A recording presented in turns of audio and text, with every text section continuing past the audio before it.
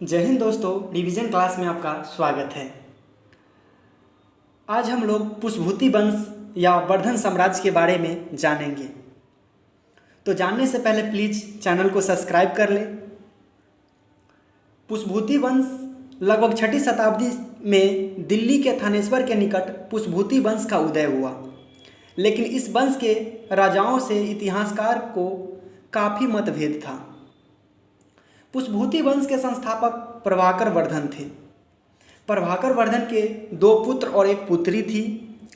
पहला पुत्र राजवर्धन और दूसरा हर्षवर्धन और पुत्री राजश्री। जब एक बार प्रभाकर वर्धन बीमार पड़े तब इनकी सूचना कुंजक नामक राजदूत के द्वारा इनके दोनों बेटों को युद्ध भूमि में दिया गया। इस समय इनके दोनों बेटे हुनों आक्रमण से लड़ रहे थे, लेकिन पिता की बीमारी की बात सुनते ही बड़ा बेटा राजवर्धन वापस आ गया। कहा जाता है कि रसायन एवं सुसेन नामक राजवैद्य ने इनका इलाज तो किया, लेकिन बचा नहीं पाया। इससे बड़ी दुखद की बात तो यह हो गई जब इन रानी यशोमती प्रभाकर वर्धन की जलती चिता में कूदकर जान दे दी।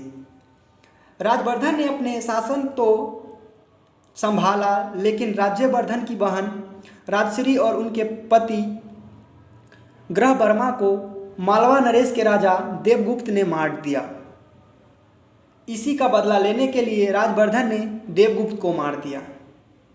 तब देवगुप्त का मित्र शशांक ने राजवर्धन को मार दिए और इस प्रकार हर्षवर्धन राजा बने।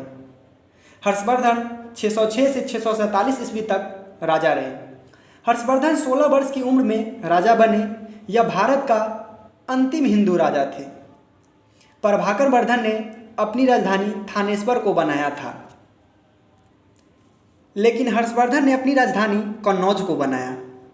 हर्षवर्धन एक महान कवि था। इसने नाटकों का 3 किताब लिखे, एक रत्नावली, दूसरा प्रियदर्शिका और तीसरा नागानंद। यह तीनों किताब संस्कृत भाषा में हैं। हर्षवर्धन चालुक्य वंश के शासक पुलकेशिन द्वितीय से नर्मदा नदी के किनारे युद्ध में पराजित हो गए। वानभट्ट हर्षवर्धन के दरबारी कवि थे, जिन्होंने हर्षचरित एवं कदम्बरी नामक पुस्तक लिखे। वेनसोंग हर्षवर्धन के शासनकाल में भारत आया, जो कि 629 ईस्वी में चीन से आया था। यह चीन से आने वाला दूसरा यात्री थे।